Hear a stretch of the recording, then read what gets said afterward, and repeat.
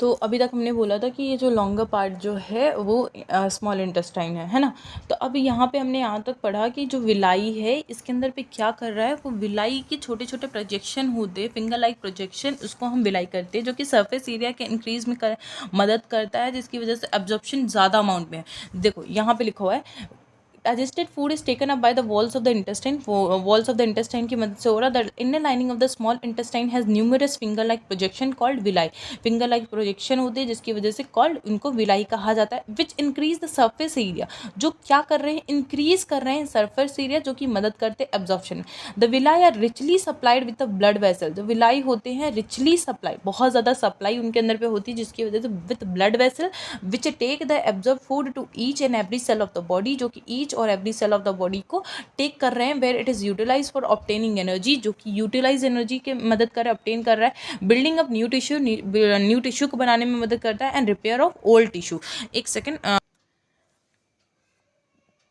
The unabsorbed food जो होता है इज सेंट इनटू द, जो कुछ बचा होता है थोड़ा सा अनअब्जॉर्ब्ड रह जाता है, जो अब्जॉर्प्शन नहीं हो पाता है, अनअब्जॉर्ब्ड फूड जो है वो कहाँ पे सेंट होता है, लार्ज इंटेस्टाइन पे, जहाँ पे उसकी वॉल जो है एब्जॉर्ब करती है ज़्यादा से ज़्यादा मोर वाटर, जो मटेरियल उसके पास में आया है ज़्यादा से ज़्यादा वाटर वहाँ से खींचने की कोशिश करती है, और जो बचा हुआ मटेरियल है रिमूव्ड फ्रॉम द बॉडी विया एनस, कुछ बचा हुआ मटेरियल जो है वो एनस से मूव कर जाता है बॉडी से।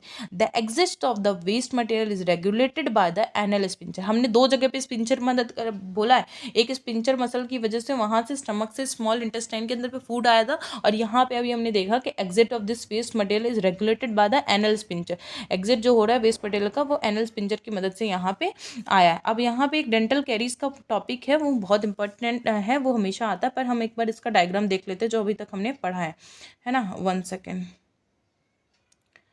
तो ये देखो, सबसे पहले यहाँ पे टंग का बता दिया है, और यहीं पे ये माउथ, टंग जो हमारे माउथ के अंदर पे होती थी, माउथ हो रही है, माउथ को यहाँ पे बक्कल कैविटी भी बोलते हैं बहुत जगह पे। ईसोफेगस को हमने एक और नाम दिया था, फूड पाइप बोला था यहाँ पे।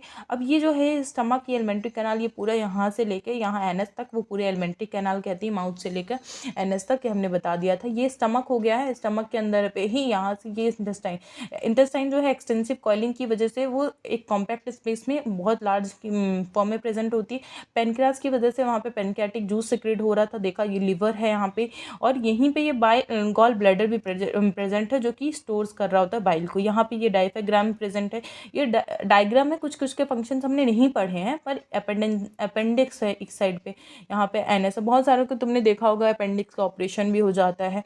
तो ये क्या होता है, वहाँ पे उसकी कुछ सेल्स डैमेज हो जाती हैं, वो काम नहीं करते अच्छे से। ये लार्ज इंटेस्टाइन जो अनएब्जॉर्ब्ड फूड हो रहा था, वो कहाँ पे आया था, लार्ज इंटेस्टाइन में।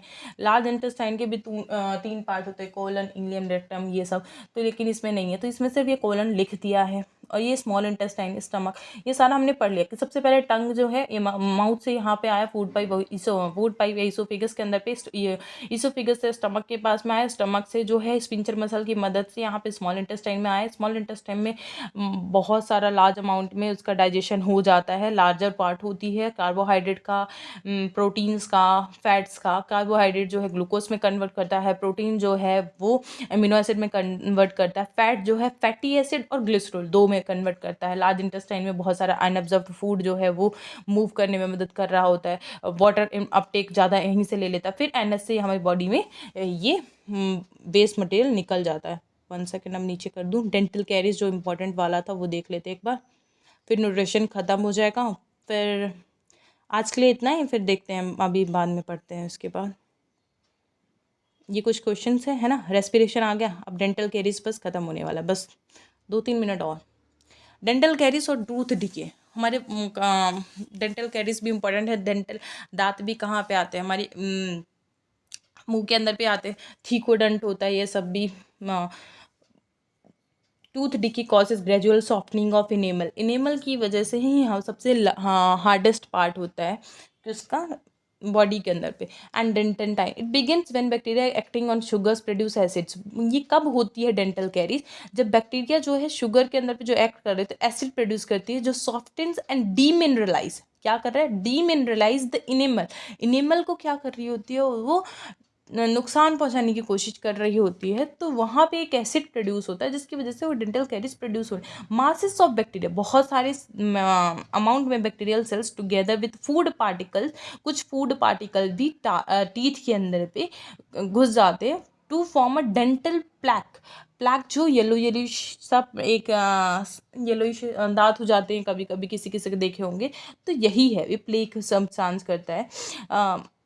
Saliva can not reach to the tooth surface. अब वो वहाँ पे क्या होता है, वहाँ पे फूड फंसा हुआ है, मान लो वहीं पे कोई बैक्टीरिया फंस गया, अब वहाँ पे वो सलाइवा नहीं पहुँच रहा है टू न्यूट्रलाइज द एसिड, वो एसिड को न्यूट्रलाइज करने में मदद नहीं कर पाता, तो वहाँ पे प्लेक कवर्स द टीथ, क्योंकि वहाँ पे क्या है, प्लेक फंसा हुआ है जो कि कवर कर रखा है। Brushing the teeth after eating removes the plaques. अगर मान लो खाना खाने के बाद जो तुमने जो भी खाना खाया, प्लेग को रिमूव करने में मदद कर। Bacteria produce acid if untreated microorganism में invade the pulp. Untreated microorganism invade कर रहा पल्प को, causing inflammation and infection, cause कर रहा है इन्फ्लेमेशन, और माइक्रो ऑर्गेनिज्म वहाँ से रिमूव नहीं हो पा रहा, तो वहाँ पे पल्प की जैसे अलग से स्ट्रक्चर, अलग से गंदी गंदी बदबू आती है, देखा होगा कभी कभी ब्रश नहीं करने पर कितनी गंदी बदबू आती है। कॉजिंग इन्फ्लेमेशन, कभी कभी वो सूजन भी प्रोड्यूस करता है, इन्फ्लेमेशन मतलब सूजन, इन्फेक्शन भी कॉज कर देता है।